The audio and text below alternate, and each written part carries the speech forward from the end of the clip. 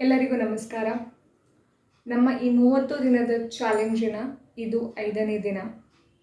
ಇವತ್ತಿನ ದಿನದಲ್ಲಿ ನಾನು ನಿಮಗೆ ತಿಳಿಸ್ಕೊಡ್ತಾ ಇರೋ ಒಂದು ಹೊಸ ವಿಷಯ ಏನಂತಂದರೆ ವಿರುದ್ಧಾರ್ಥಿ ಶಬ್ದಗಳು, ಆಪೋಸಿಟ್ ವರ್ಡ್ಸ್. ಈ ಶಬ್ದಗಳನ್ನು ಯಾಕೆ ತಿಳ್ಕೊಬೇಕು ಅಂತಂದರೆ ಅದರಲ್ಲಿ ಸಾಕಷ್ಟು ಶಬ್ದಗಳು ನಮಗೆ ಮತ್ತೆ ಮತ್ತೆ ಕಲಿಯೋದಕ್ಕೆ ಸಿಗುತ್ತೆ. ಒಂದು ಶಬ್ದದ ಅರ್ಥ ನಮಗೆ ಗೊತ್ತಿರುತ್ತೆ, ಆದರೆ ಇನ್ನೊಂದು ಶಬ್ದದ ಅರ್ಥ ಗೊತ್ತಿರಲ್ಲ. ಇದನ್ನು ತಿಳ್ಕೊಳ್ಳೋದ್ರಿಂದ ಎರಡೂ ಶಬ್ದಗಳ ಅರ್ಥ ಗೊತ್ತಾಗುತ್ತೆ, ಅಲ್ಲದೆ ಒಂದು ಹೊಸ ಶಬ್ದದ ಕಲಿಕೆ ಕೂಡ ಆಗುತ್ತೆ. ಈ ಹಿಂದೆಯಿಂದ ನಾನು ಹೇಳ್ತಾ ಇರೋ ಹಾಗೆ ನಾನು ನಿಮಗೆ ಡಿಸ್ಕ್ರಿಪ್ಷನ್ ಬಾಕ್ಸಲ್ಲಿ ಪ್ರತಿಲಿಪಿ ಆ್ಯಪ್ನ ನನ್ನ ಒಂದು ಬರವಣಿಗೆಯ ಲಿಂಕನ್ನು ಕೊಟ್ಟಿರ್ತೇನೆ. ಅಲ್ಲಿ ಹೋಗಿ ನೀವು ಈ ಒಂದು ದಿನದ ಎಪಿಸೋಡ್ನ ಯಾವ ಪಾಠವನ್ನು ನಾನು ನಿಮಗೆ ಹೇಳಿಕೊಟ್ಟಿದ್ದೀನಿ ಅದನ್ನು ನೀವು ಓದಿ ತಿಳ್ಕೊಬಹುದು. ಸೊ ಅಲ್ಲಿಗೆ ಹೋಗಿ ಅದನ್ನು ಓದಿ ಹಾಗೆ ಬರಬೇಡಿ, ಅಲ್ಲಿ ಸ್ಟಿಕ್ಕರ್ಗಳನ್ನು ನೀಡುವ ಮೂಲಕ ನನ್ನನ್ನು ಪ್ರೋತ್ಸಾಹಿಸಬಹುದು. ಇವತ್ತಿನ ಒಂದು ಹೊಸ ವಿಷಯ ಏನಪ್ಪ ಅಂತಂದರೆ ವಿರುದ್ಧಾರ್ಥಿ ಶಬ್ದಗಳು. ಈಗ ಸಣ್ಣದು ಮತ್ತು ದೊಡ್ಡದು ಇದು ನಮ್ಮ ಒಂದು ಕನ್ನಡ ಭಾಷೆಯ ಶಬ್ದಗಳು. ಹಾಗೆ ಅದನ್ನು ನಾವು ಮರಾಠಿಯಲ್ಲಿ ಹೇಗೆ ಹೇಳ್ತೀವಿ ಅಂತಂದರೆ ಸಣ್ಣದು ಅಂದರೆ ಲಹಾನ್ ಅಥವಾ ಛೋಟ ಅಂತಾರೆ. ಲಹಾನ್, ಸಣ್ಣದು ಅಂದರೆ ಲಹಾನ್. ದೊಡ್ಡದು ಅಂದರೆ ಮೊಠ. ಲಹಾನ್ ಮೊಠ, ಛೋಟ ಮೊಠ, ಸಣ್ಣದು ದೊಡ್ಡದು. ಹಾಗೆ ಹತ್ತಿರ ಮತ್ತು ದೂರ. ಹತ್ತಿರ ನಮ್ಮ ಹತ್ರ ಅನ್ನೋದು ಒಂದು ಶಬ್ದ. ಹತ್ತಿರ ಅಂದರೆ ಜವಳ್. ದೂರ ಅಂದರೆ ಲಾಂಬ್. ಜವಳ್ ಲಾಂಬ್, ಹತ್ತಿರ ದೂರ. ಹಾಗೆ ಕೆಳಗೆ ಮೇಲೆ. ಕೆಳಗೆ ಅಂದರೆ ಖಾಲಿ, ಮೇಲೆ ಅಂದರೆ ವರ್ತಿ. ಖಾಲಿ ವರ್ತಿ, ಕೆಳಗೆ ಮೇಲೆ. ಹತ್ತು ಇಳಿ ಅಂದರೆ ಮರಾಠಿ ಶಬ್ದದಲ್ಲಿ ಚढ आणि उतर.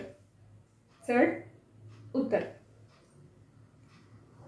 ಕುಳಿತುಕೋ ನಿಂತುಕೋ. ಕೂತ್ಕೊಳ್ಳಿ ನಿಂತ್ಕೊಳ್ಳಿ ಅಂತೀವಿ. ಅದನ್ನು ನಾವು ಮರಾಠಿ ಭಾಷೆಯಲ್ಲಿ ಹೇಗೆ ಹೇಳೋದು? ಕೆಲವೊಬ್ಬರಿಗೆ ಕೂತ್ಕೊಳ್ಳಿ ಅನ್ನೋದು ಗೊತ್ತಿರುತ್ತೆ ಅಥವಾ ನಿಂತ್ಕೊಳ್ಳಿ ಅನ್ನೋದು ಗೊತ್ತಿರುತ್ತೆ. ಯಾರಾದರೂ ಗೆಸ್ಟ್ ಬಂದಿರ್ತಾರೆ, ಅವ್ರಿಗೆ ನೀವು ನಿಂತ್ಕೊಳ್ಳಿ ಅನ್ನೋಕ್ಕಾಗುತ್ತಾ? ಇಲ್ವಲ್ಲ. ಕೂತ್ಕೊಳ್ಳಿ ಅನ್ನೋ ಶಬ್ದನೂ ನಮಗೆ ಗೊತ್ತಿರಬೇಕು. ಕೂತ್ಕೊಳ್ಳಿ ಅನ್ನೋದಕ್ಕೆ ಬಸ, ನಿಂತ್ಕೊಳ್ಳಿ ಅನ್ನೋದಕ್ಕೆ ಊಟ.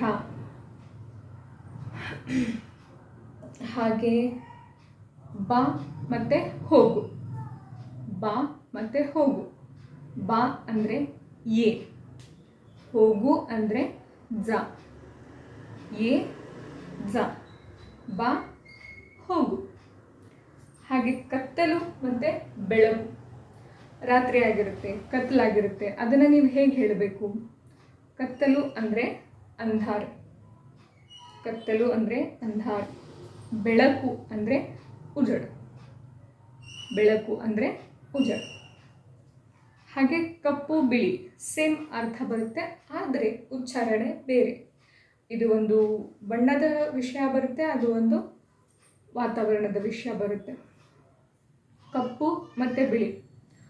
ಕಪ್ಪು ಅಂದರೆ ಕಾಳ, ಬಿಳಿ ಅಂದರೆ ಪಾಂಢ್ರ. ಕಪ್ಪು ಅಂದರೆ ಕಾಳ, ಬಿಳಿ ಅಂದರೆ ಪಾಂಢ್ರ. ಕಪ್ಪು ಬಿಳಿ. ಹಾಗೆ ಸತ್ಯ ಸುಳ್ಳು. ಕೆಲವರಿಗೆ ಹೇಳ್ತೀವಿ ನೀನು ನಿಜ ಹೇಳು, ಸುಳ್ಳು ಹೇಳಬೇಡ. ಈ ಒಂದು ವಾಕ್ಯವನ್ನು ಅಥವಾ ಈ ಒಂದು ವಾಕ್ಯವನ್ನು ನಾವು ಯಾರ್ದೋ ಜೊತೆಗೆ ಮಾತಾಡ್ತಾ ಇರೋವಾಗ ಅದನ್ನು ನಾವು ಹೇಗೆ ಹೇಳಬೇಕು, ಅಥವಾ ಯಾರೋ ನಮಗೆ ಹೇಳ್ತಾ ಇರೋವಾಗ ಅದನ್ನು ನಾವು ಹೇಗೆ ಅರ್ಥ ಮಾಡ್ಕೋಬೇಕು? ನಿಜ ಸುಳ್ಳು ಅಥವಾ ಸತ್ಯ ಸುಳ್ಳು. ಖರ ಅಂದರೆ ಸತ್ಯ, ಸುಳ್ಳು ಅಂದರೆ ಖೋಟ. ಖರ ಖೋಟ, ಸತ್ಯ ಸುಳ್ಳು. ಹಾಗೆ ಬೇಕು ಬೇಡ. ಬೇಕು ಬೇಡ.